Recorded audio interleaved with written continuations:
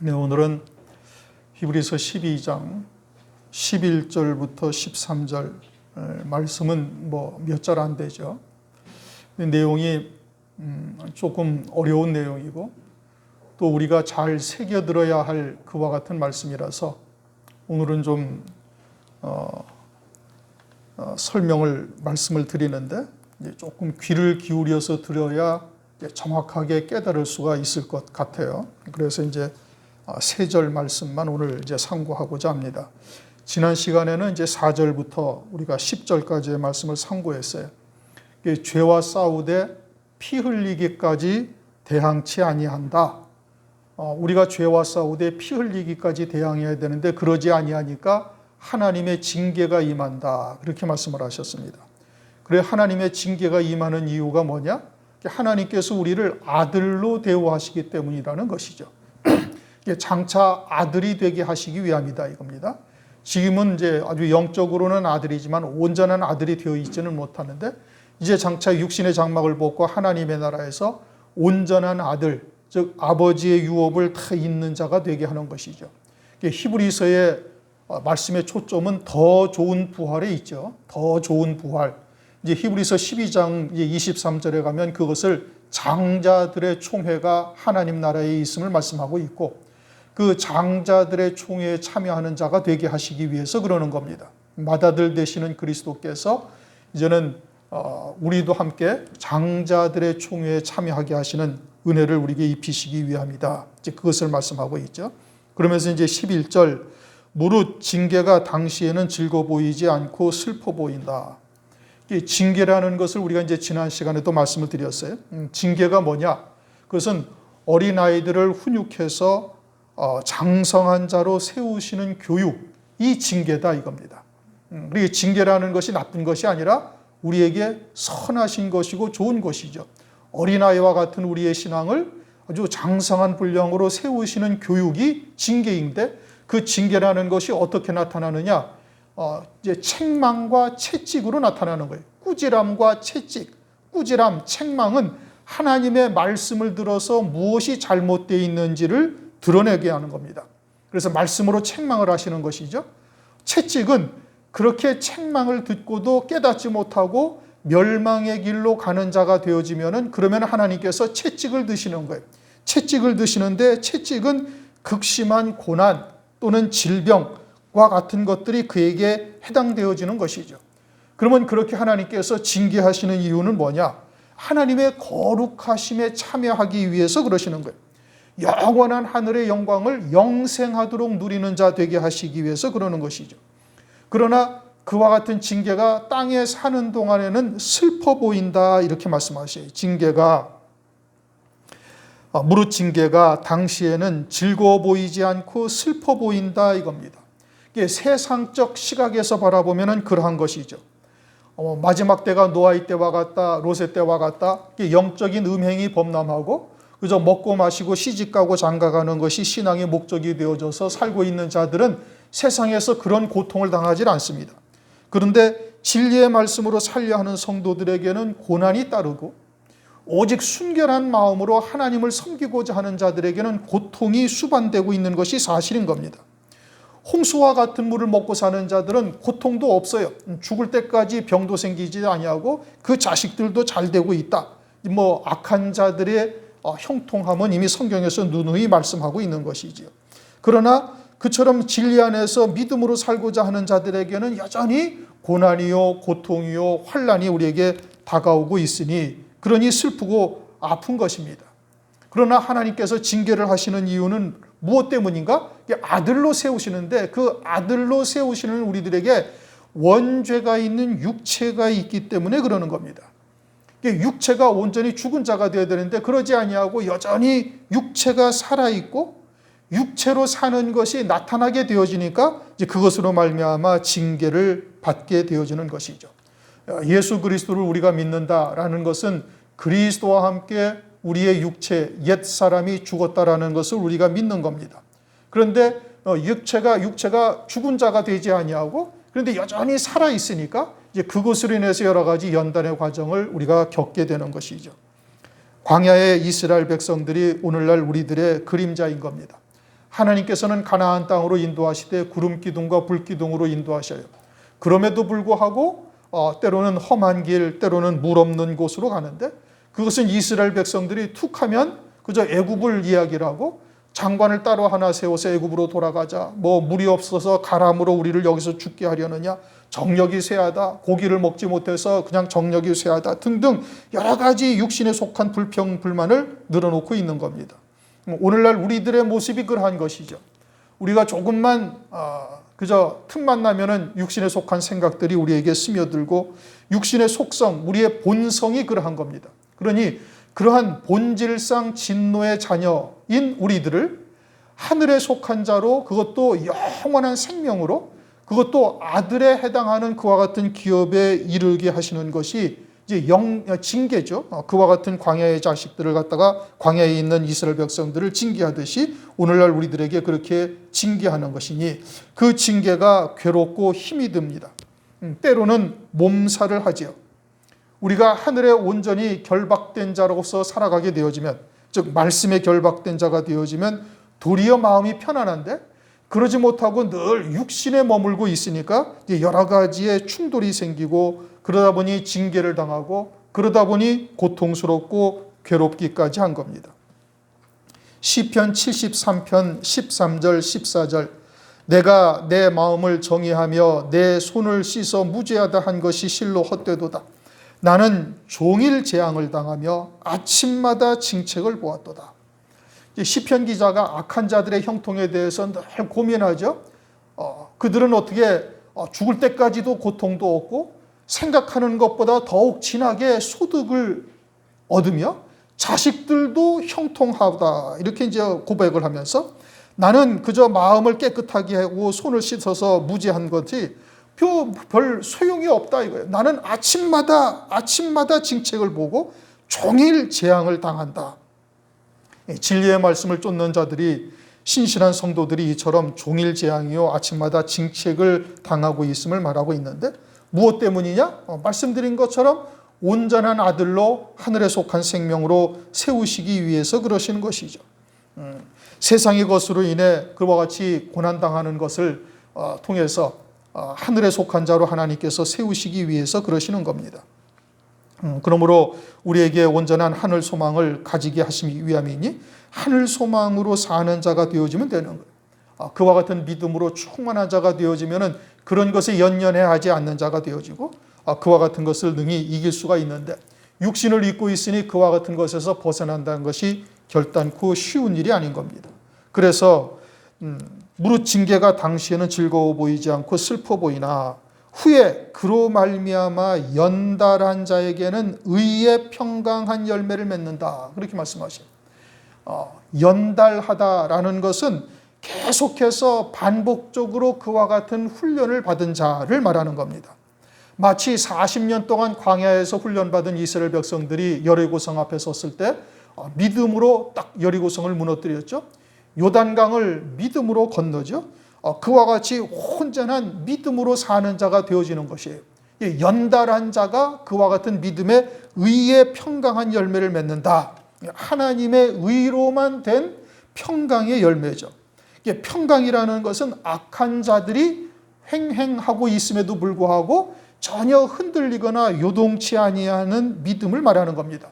그러니까 이와 같은 징계, 하나님의 채찍 또는 하나님의 책망으로 연달된 자, 많이 반복되어 훈련을 받아서 이제는 하나님의 뜻하심이 무엇인지를 환히 알고 그리고 오직 믿음으로 살고 있는 자가 되어지면은 이제 평강의 열매를 맺는다라고 말씀하고 있는 겁니다. 하나님께서 광야교회를 그와 같이 훈련을 하셨죠. 훈련을 하신 이유는 뭐냐? 오직 하나님의 말씀을 믿는 믿음으로만 사는지의 여부를 아시기 위해서 그런 것이고 그것은 오늘날 우리들에게도 동일한 겁니다. 하나님의 말씀으로만 사는 자 되기를 하나님께서 바라고 계시는 거예요. 오직 성령의 인도하심을 따라 사는 자 되기를 하나님께서 바라시는 겁니다. 그런데 여기에서 이제 그렇게 의에 연달한 자에게 의의 평강한 열매를 맺는다 이렇게 말씀하셔요. 의의 평강한 열매다. 의라는 것은 하나님의 의죠. 사람의 의가 아니라 하나님의 의로만 된 열매인데 그 열매가 평강의 열매다.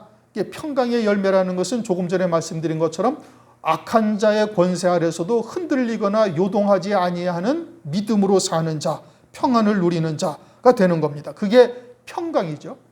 평화는 악한 자들이 다 사라졌을 때 평화를 누리는 것이고, 평강은 악한 자들이 있음에도 불구하고 그런 것에 흔들리지 아니하는 믿음으로 사는 자를 말하고 있는 겁니다.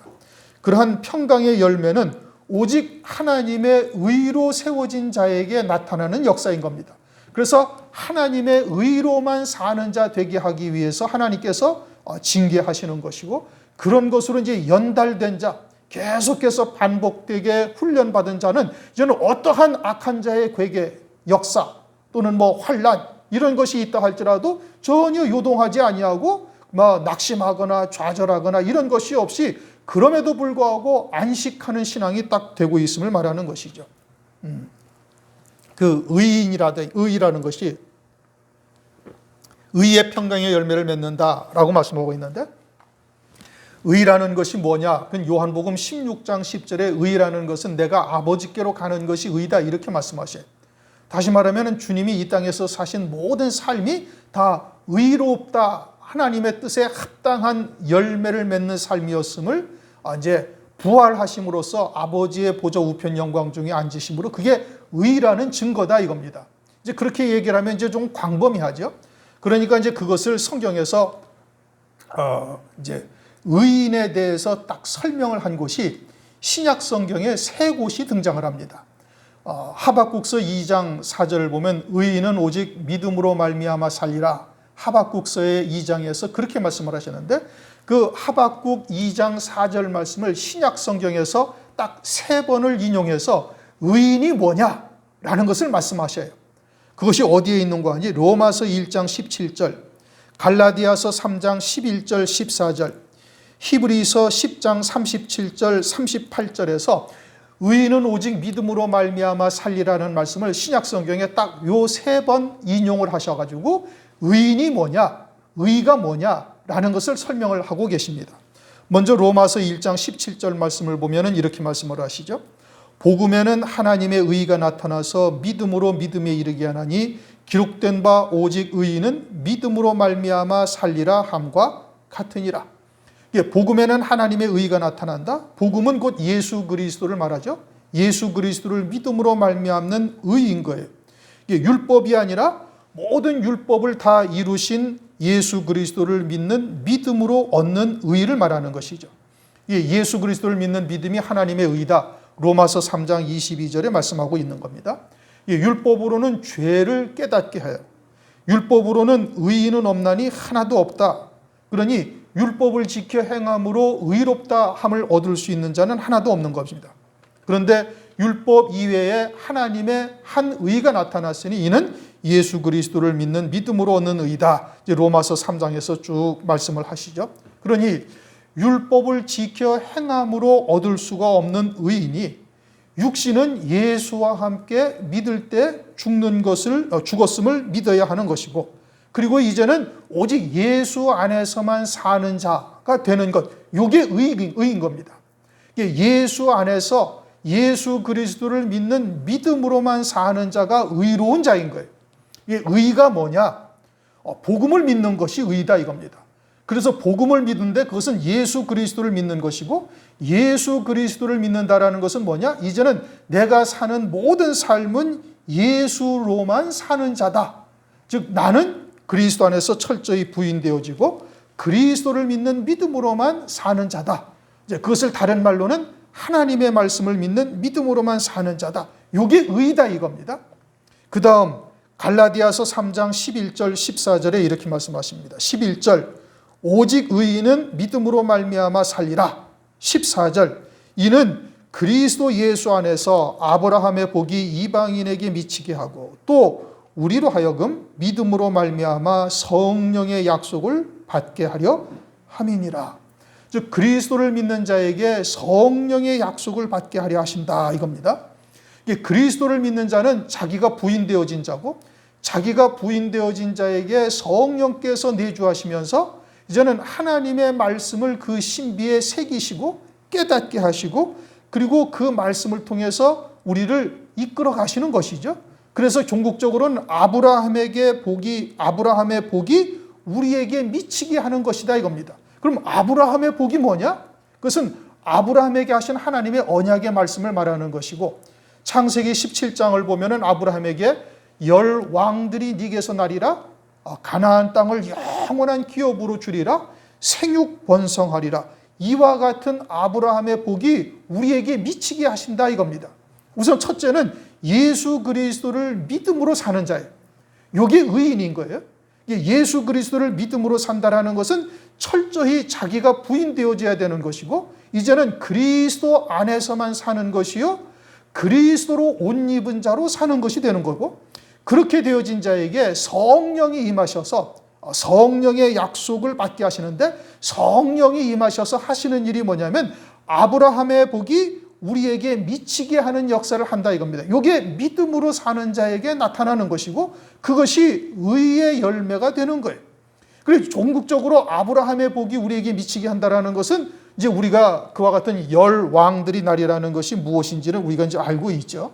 그것은 이제 천년왕국에서의 왕이 되어졌고 왕이요 그리스도와 함께 첫째 부활의 영광을 입고 주께서 재림하실 때 그 뒤를 따르는 자들이요 천년왕국에서 왕이 되어 1000년 동안 다스리는 자들이요 그리고서는 새 예루살렘 성이 되어져서 하나님의 영광, 다시 말하면 그리스도와 함께한 후사가 되는 영광을 누리는 자가 되는 거예요. 이게 아브라함의 복이다 이겁니다. 첫 번째는 뭐라고요? 예수 그리스도를 믿는 믿음의 의로 사는 자에게 성령의 약속이 임하셔서 아브라함의 복이 우리에게 미치게 하는 것이 이제 두 번째를 말씀하고 있어요. 그렇게 되어지면 히브리서 10장 37절 38절 잠깐 후면 오실 이가 오시리니 지체하지 아니하시리라. 오직 나의 의인은 믿음으로 말미암아 살리라. 또한 뒤로 물러가면 내 마음이 저를 기뻐하지 아니하리라. 자, 이제 히브리서 10장 37절 38절에서는 뭘 말씀하시는 거 아니? 재림하시는 주님을 소망하는 믿음을 말씀하고 있는 거예요. 의인은 믿음으로 말미암아 사는데 어떤 믿음을 말미암아 사는가? 잠깐 후면 오실 이를 믿음으로 말미암아 사는 거예요. 이게 의인이고 그것이 의의 열매가 되는 거예요. 다시 말하면 이제는 첫 번째는 예수 그리스도 복음을 믿는 것이 의인이고 그 다음에는 성령의 약속을 받아서 아브라함의 복이 우리에게 미치게 하는 것이 이것이 의인이고 그 다음에는 뭐예요? 재림하실 그리스도를 소망하는 믿음으로 사는 자가 의인이다. 그럼 재림하실 그리스도를 믿음으로 사는 자가 되어지면 아브라함에게 약속하셨던 복이 우리에게 그대로 다 임하게 되는 것이고 그 소망으로 믿음으로 사는 자는 환난 날에 당연히 적그리스도를 경배하지 아니할 뿐 아니라 짐승표를 받을 수가 없죠. 그 자가 그리스도가 아닌 겁니다. 이제 재림하실 그리스도를 소망하니 짐승표를 받지 아니하게 될 것이고 당연히 순교하게 되는 거예요. 짐승표를 받지 아니하는 자는 몇이든지 다 죽이리라. 요한계시록에서 우리가 여러 차례 우리가 상고한 겁니다. 결국은 신앙의 정절을 지키다가 죽임을 당하게 되는 것이죠. 그러므로 그 믿음이 의가 되어져서 희고 깨끗한 세마포 옷을 입고 주님이 재림을 하시는 날 흰 말을 타고 주님의 뒤를 따르는 자가 되어지는 겁니다. 그러한 순교의 믿음에 서 있는 자는 어떠한 환경에서도 흔들리지 아니하는 거예요. 우리가 히브리서 11장에서 이미 상고했죠. 더 좋은 부활을 소망하는 자는 악형을 받되 구차히 면하지 아니한다. 이거 톱으로 켜임을 당하기도 하고 돌에 맞기도 하고 유리 걸식하는데 이런 자는 세상이 감당하지 못하도다. 히브리서 11장 38절에 말씀하고 있죠. 그러니 그처럼 어린 양의 생명책에 농명이 된 자여 아브라함의 복을 유업으로 받을 자가 되어져서 재림하실 그리스도를 소망하는 자가 되어지면은 이게 완전한 의인이 되는 것이고 그렇게 되어지면 평강의 열매를 맺는다 이겁니다. 평강은 이미 말씀드린 것처럼 악한 자들의 권세가 역사를 한다 할지라도 그 가운데서도 흔들리지 아니하고 요동하지 아니하는 거예요. 이미 이제 히브리서 11장 38절 말씀처럼 세상이 감당하지 못할 이와 같은 믿음의 자리에 서 있으니 어떠한 환경 가운데서도 흔들리거나 낙심하거나 좌절하거나 절망하지 아니하고 도리어 소망 가운데 믿음으로 승리하는 자가 되는 것이죠. 이제 이 평강에 대해서도 그럼 구체적으로 그것이 어떠한 평강이냐, 그것을 이제 성경에서 말씀하시죠. 요한복음 20장 19절, 너희에게 평강이 있으라. 제자들이 주님이 죽임당하시고 부활하셨다는 얘기를 듣기도 했는데, 그런데 부활이라는 것을 미처 생각지도 못하고 있죠. 주님한테 말씀은 들었지만 그게 뭔지도 잘 모르죠. 왜? 창세 이래 지금까지 부활한 자가 아무도 없기 때문에 그런 겁니다.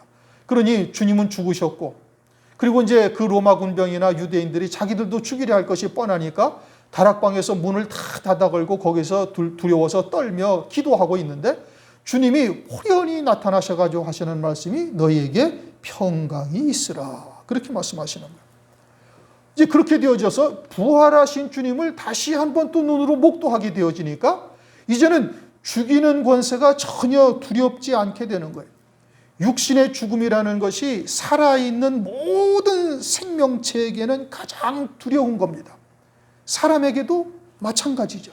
그래서 죽기 싫어서 모든 수단과 방법을 다 동원하는 것이, 그것이 사람의 본래의 모습인 거예요. 그런데 이와 같이 부활하셔서 호련히 자기들 앞에 딱 나타나신 주님을 보고 이제는 죽이는 권세가 그리스도 안에 있는 자들에게는 아무런 소용이 없다라는 것을 증명하시고 확신하게 하는 겁니다.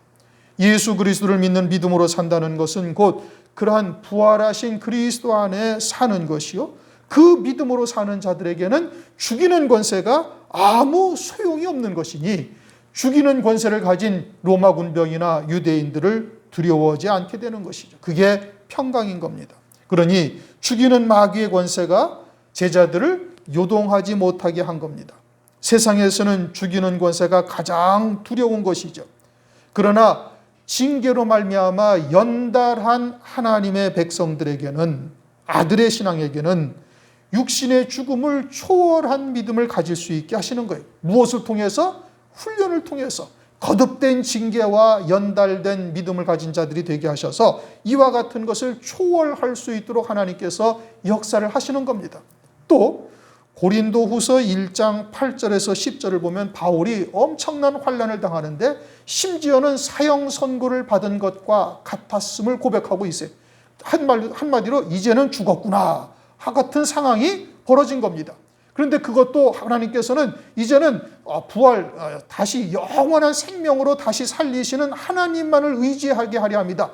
다시 말하면 온전한 부활의 신앙으로 세우시기 위함인 것을 깨닫게 하시기 위해서 그와 같은 환경을 허락하셨다 이겁니다. 그리고 그런 환경 가운데서도 구원하시는 하나님을 체험하게 하여, 그래서 그러한 환난을 겪는 자들에게 위로도 하게 하시고 또 그와 같은 환난에서도 건지실 것을 확신하게 하는 겁니다.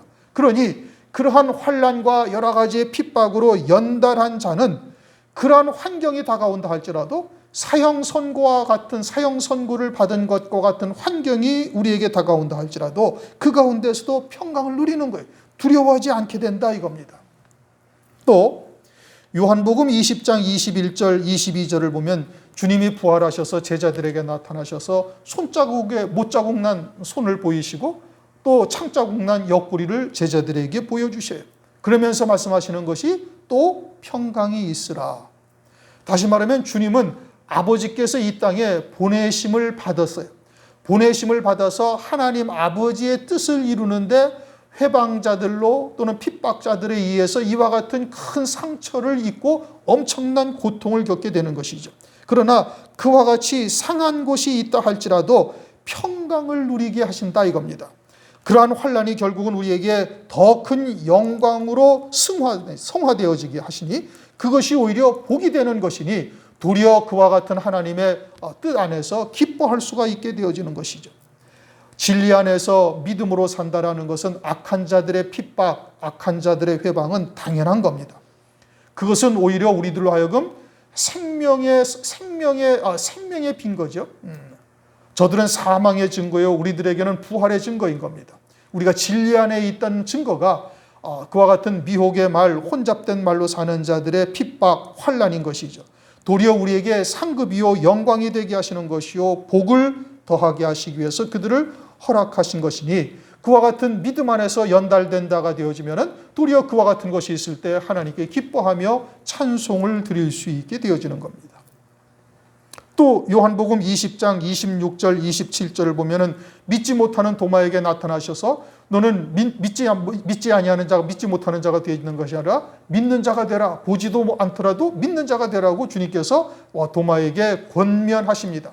믿지 못하는 도마를 그러면 너 믿지 못하냐? 그러면 너 네 갈 길을 가라 하고 내어버리시는 것이 아니라 한 번 택하신 자는 버리지 아니하고 끝까지 사랑하시는 하나님의 사랑을 우리에게 보여주시고 있는 거예요.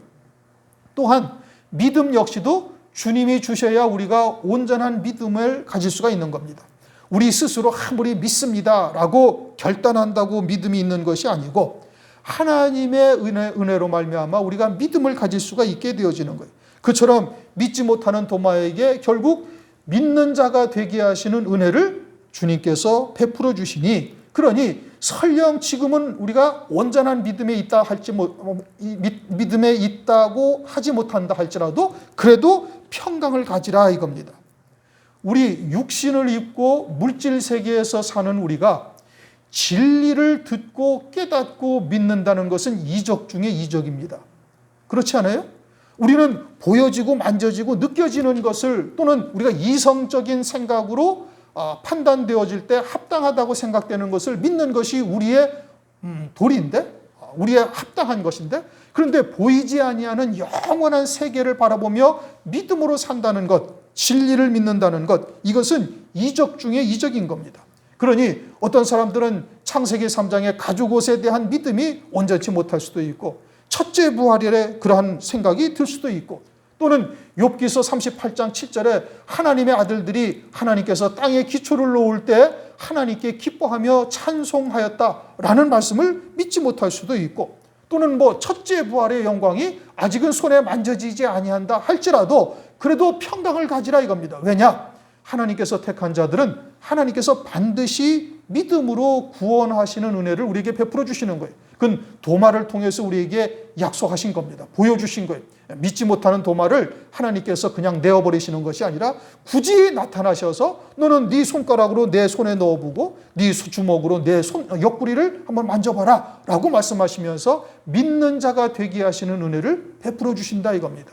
그러므로 우리가 하나님의 사랑, 다시 말하면 하나님의 말씀을 통해서 하나님의 뜻을 깨달은 자에게는 평강을 가지라 이겁니다. 설령 지금은 내 믿음이 온전치 못하다 할지라도 온전케 하시는 믿음의 주요, 온전케 하시는 이인 예수를 바라보자. 히브리서 12장 2절에서 말씀하셨죠. 믿음의 모든 것의 주권이 누구에게 계세요? 하나님께 있는 거예요. 주님에게 있는 거예요. 그러니 믿음의 주를 우리가 소망하며 하나님께서 우리에게 그와 같은 도마에게 행하셨던 역사를 우리들에게도 이루시는 역사를 그림자로 보여주셨으니 평강을 누리라 이겁니다. 그러면 우리가 그와 같은 온전한 믿음의 의의 열매를 맺지 못하는 또는 평강의 열매를 맺지 못하는 이유가 뭐냐? 그건 세례받지 못한 것 때문에 그러는 겁니다. 여전히 우리의 육체가 예수와 함께 2000년 전에 십자가에 함께 못 박혔다라고 고백은 하지만 아직도 여전히 살아있는 우리의 육신의 소욕들이 그와 같은 것들을 회방하고 방해하는 겁니다. 그러므로 우리 스스로를 철저히 십자가의 정과 욕심을 못 박는 자가 되어야 되는 거예요. 사도 바울은 나는 날마다 죽노라 고백하고 있지 않습니까? 우리도 하물며 바울이 그러할진데 우리는 얼마나 더 십자가의 정과 욕심을 못 박아야 할 것인지는 잘 알 수가 있는 것이죠. 우리가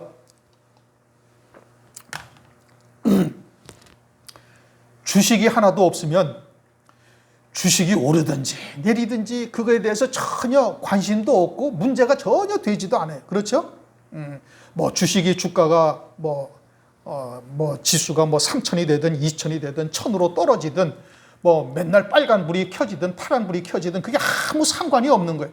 마찬가지로 우리의 육구로 사는 부분들이 없으면은 세상의 것에 아무런 문제가 되질 않습니다.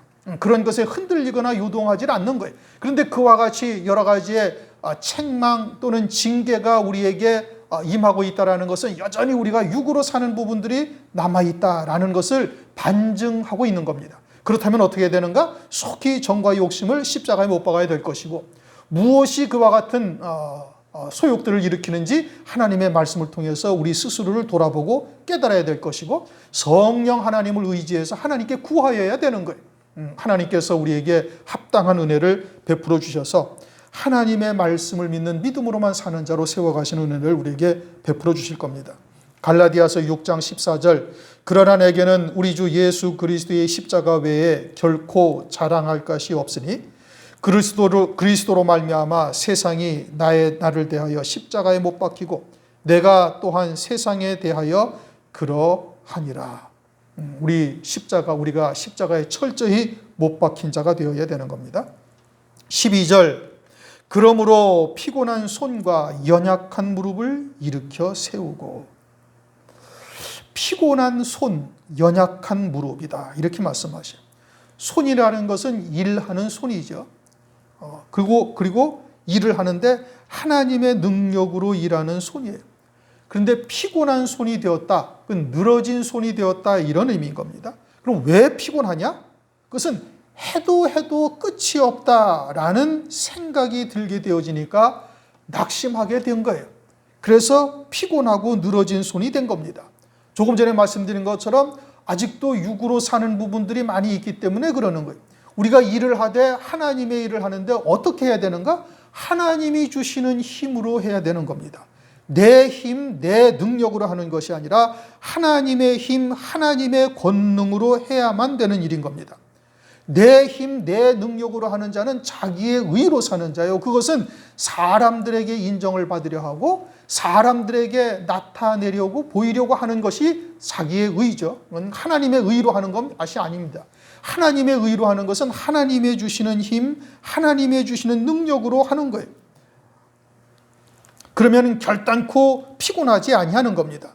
이사야서 40장 31절, 오직 여호와를 앙망하는 자는 새 힘을 얻으리니 독수리의 날개치며 올라간 같을 것이요 다른 박질하여도 곤비치 아니하겠고 걸어가도 피곤치 아니하리로다. 오직 여호와를 앙망하는 자는 새 힘을 얻는다는 거예요.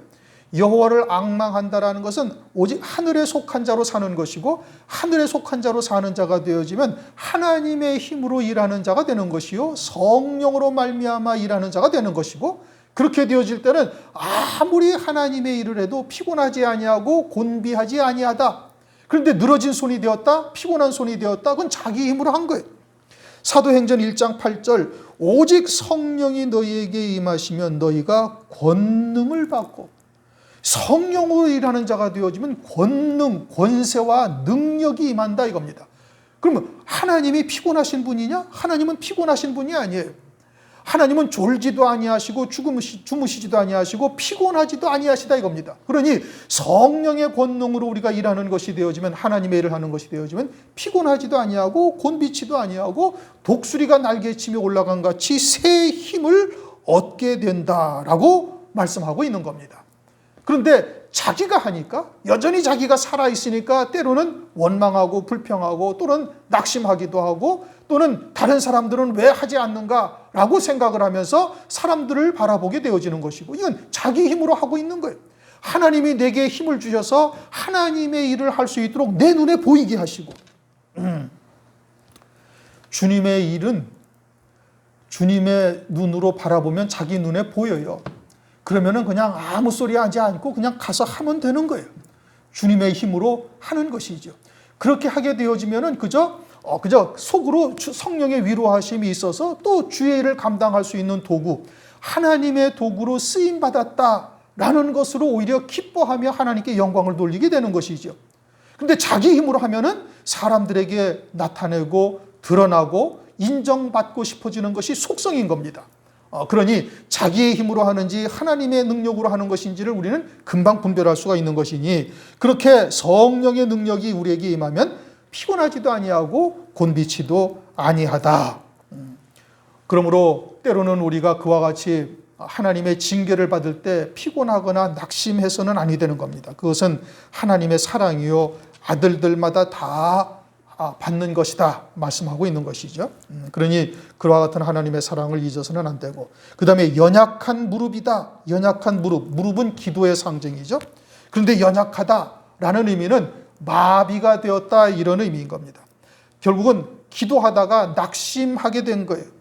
고난과 고통 속에서 아무리 기도를 해도 하나님의 응답은 나타나지도 아니하는 것 같이 생각되기 때문에 그러는 겁니다. 그런데 기도라는 것의 참 의미는 뭐냐? 기도라는 것은 하나님의 뜻이 무엇인지를 깨닫는 게 기도예요. 하나님의 말씀을 부여잡고 하나님께 기도할 때 하나님께서 말씀을 통해서 우리에게 하나님의 뜻을 알게 하시는 겁니다.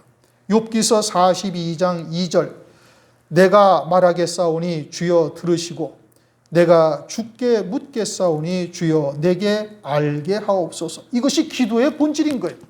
그렇게 해서 하나님의 뜻을 알게 되어지면 어떻게 하는가? 주기도문에 뜻이 하늘에서 이룬 것 같이 땅에서도 이루어지이다 라고 구해야 되는 것이 새 피조물로서의 합당한 기도인 겁니다.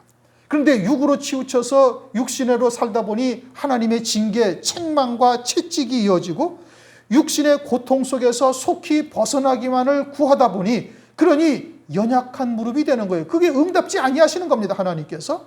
왜요? 하나님께서 그와 같은 징계와 책망을 하실 때는 하나님의 이루실 뜻이 있기 때문에 책망하고 채찍을 드신 것인데, 하나님의 뜻이 무엇인지는 구하지 아니하고 그저 속히 이 고난 가운데서만 벗어나기를 구하니, 그러니 하나님의 응답은 나타나지 아니하고, 그러다 보니까 피곤한 손과 연약한 무릎이 된 것이죠. 그러나 연달한 자가 어떻게 되다고요? 의의 평강의 열매를 맺는다 이겁니다. 그와 같은 여러 가지의 반복된 훈련을 통해서 이제는 하나님의 선하신 결과가 항상 있다라는 것을 깨닫는 자가 될 것이고, 여호와의 선하심을 맛본 자가 되어지면은 이제 점진적으로 평강을 누리게 되어지는 거예요. 자녀의 신앙에서 청년, 젊은이의 신앙, 젊은이의 신앙에서 아비, 장로의 신앙에까지 이르게 되어져서 이제는 어떠한 환경이 우리에게 다가온다 할지라도 흔들리거나 유동치 아니하는 평강의 열매를 맺을 수가 있게 되는 것이죠. 피곤한 손과 연약한 무릎이 아닌가? 나는 그렇지 아니한가? 이것을 가장 잘 알 수 있는 것이 있어요. 뭐냐? 예배입니다. 내가 예배에 기쁨으로 나오는가?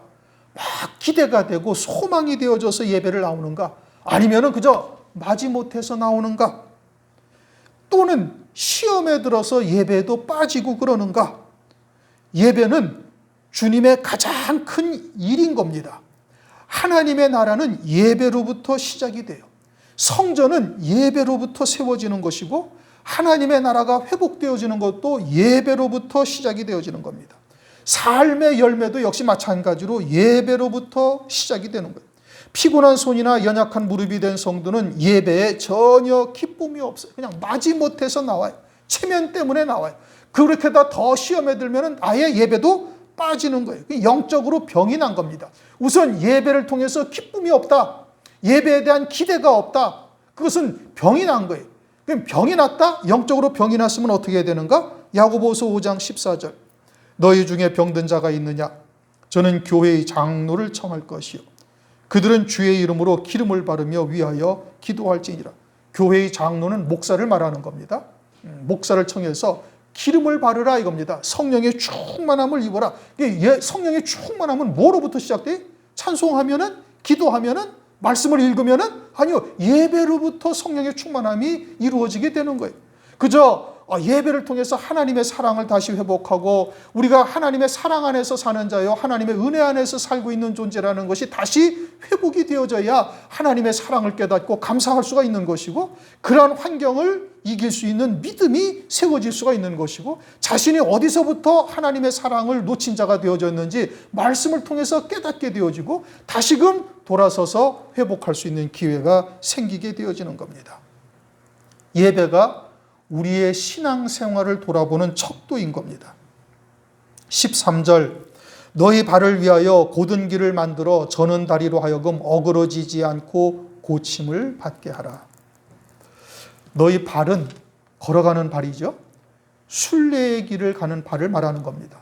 우리가 걸어가는 길이 생명의 길과 사망의 길이 우리 앞에 놓여져 있는 거예요. 한 항상 놓여져 있는 겁니다. 어느 것을 선택할지는 우리 각자의 몫인 거예요.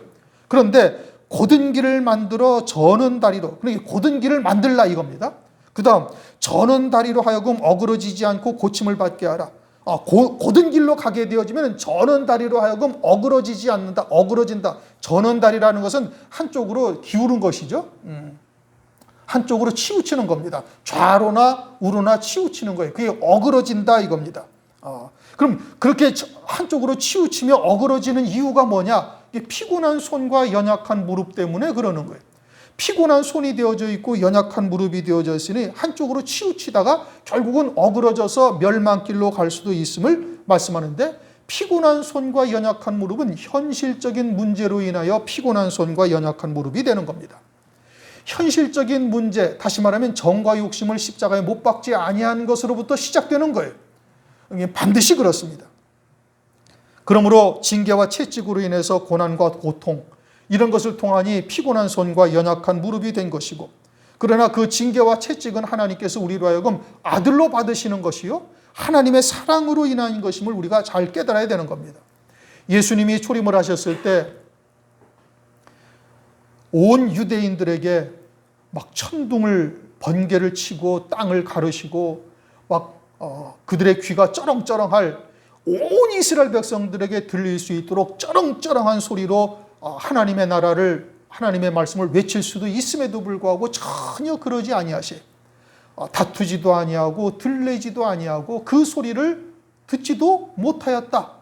그러니까 이스라엘 백성들에게 주님께서 왜 그리하지 아니하셨는가? 그들이 아브라함의 후손이요 하나님의 백성이요 자타가 인정하는 하나님을 섬기는 자들인데 왜 그러하셨는가? 이게 내어버리신 겁니다. 징계와 책망을 전혀 하지 아니하시는 거예요. 왜요? 그들은 이미 화인 맞은 자들이 되었기 때문에 그러는 겁니다.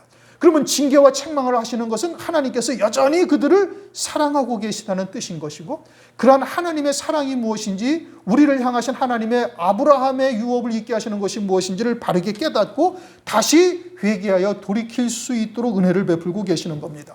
그런 하나님의 사랑을 우리가 깨달아야 피곤한 손과 연약한 무릎에서 돌아설 수가 있는 것이죠.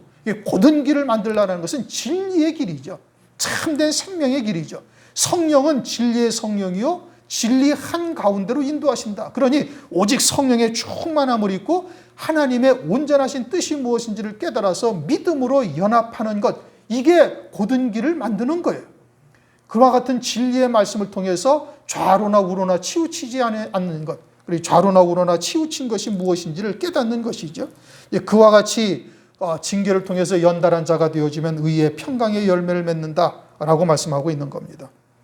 그처럼 저는 다리로 어그러진다, 이 어그러진다라는 헬라어가 이렇게 성경에 쓰였어요. 디모데전서 1장 6절, 사람들이 이에서 벗어나 헛된 말에 빠졌다라는 것이 똑같은 헬라어로 쓰였습니다. 디모데전서 5장 15절, 이미 사탄에게 돌아간 자들도 있더다. 이 돌아갔다라는 것이 똑같은 어그러지다라는 단어예요.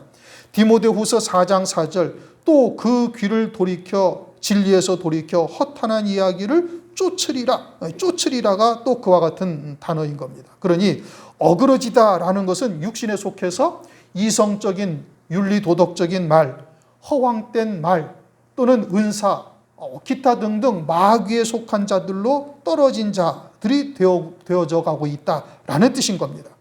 진리의 말씀은 우리의 혈육의 몸으로는 절대 쫓을 수가 없는 겁니다. 그러니 가장 먼저 복음으로 말미암아 의로운 자가 되어야 되는 거예요. 그건 그리스도 안에서만 사는 자라는 뜻이죠. 그리스도 안에서만 산다? 그럼 자신이 철저히 부인되어져야 되는 거예요. 그러면 성령의 약속을 우리에게 받게 하셔요. 성령께서는 반드시 아브라함의 복이 우리에게 미치도록 은혜를 우리에게 베풀어 주시는 것이고, 특히 이 마지막 때 성도로서는 최고의 복이 무엇인지를 우리로 깨닫게 하시고 그것을 소망 삼게 하여 그것을 바라보는 자는 악형을 받되 구차히 면하지 아니하며 세상이 감당치 못할 평강을 누리는 자가 되어지는 겁니다. 그게 평강의 열매. 그러한 신앙의 소유자는 이제 재림하실 그리스도를 기다리는 거예요. 이제는 지체하지 아니하리니 오실 리가 곧 오시리라. 우리는 이미 시대의 표적을 보고 주의 재림이 얼마나 임박한지를 알게 되었으니 세상이 어찌하든지 다른 사람이 어쩌든지 그런 것에 우리가 신경을 쓸 이제는 여유조차 없는 아주 긴박한 때를 살아가고 있어요. 그러니 철저히 자기의 정과 욕심을 십자가에 못 박고 오직 그리스도로 옷 입은 자가 되어져서 이제는 의의 평강한 열매, 환경이 내게 어떠하든지 그런 것에 흔들리거나 요동하지 아니하고 이제 그런 것으로 연달한 자, 반복되어져서 훈련받은 자가 되어지면은 이제는 온전한 믿음에 딱 서죠. 요단강 앞에 선 제사장, 여리고 성 앞에 선 이스라엘 백성들, 이게 무엇을 의미하는지를 우리가 아는 겁니다. 그들은 40년 동안 연단을 받은 결과가 그거예요. 그러면 우리가 굳이 40년을 광야길을 걸어갈 필요가 없어요. 믿음으로 발걸음을 내디디면 요단강은 갈라지게 되어져 있는 거예요. 그와 같은 믿음의 큰 용사들이 되셔서 하나님이 기뻐하시는 아들의 자리에까지 다 이르실 수 있기를 주님의 이름으로 축원합니다. 기도하십니다. 하나님 감사합니다. 오늘 히브리서 12장 11절 이하의 말씀을 통해서 아직도 우리는 육에 속한 부분들이 있으니 여러 가지의 책망과 채찍질이 우리에게 있음을 도리어 감사할 수 있는 자 되게 하시니 감사를 드립니다. 이러한 징계로 연달한 자에게는 의의 평강의 열매를 맺는다 말씀하셨사온즉 우리가 그와 같은 어떠한 환경 가운데서도 정말 세상이 감당치 못할 믿음의 큰 용사들이 될 수 있도록 은혜를 베풀어 주시옵소서. 혹 우리가 피곤한 손, 연약한 무릎을 갖고 있는 것은 아니지 과연 우리는 예배에 어떠한 중심으로 예배를 임하는지 우리 스스로를 잘 돌아볼 수 있게 도와주시고 혹여나 시험에 들거나 하였다 할지라도 다시금 회복하며 다시금 하나님의 사랑 안에 온전히 거하는 자 될 수 있도록 은혜를 베풀어 주시옵소서. 아브라함의 유업을 잇는 자 될 수 있도록 우리에게 성령으로 충만케 하시고 하나님의 진리의 말씀으로 인도하여 주시옵소서. 예수 그리스도 이름으로 감사하며 기도드리옵나이다. 아멘. 찬송가 470장, 새 찬송가 413장,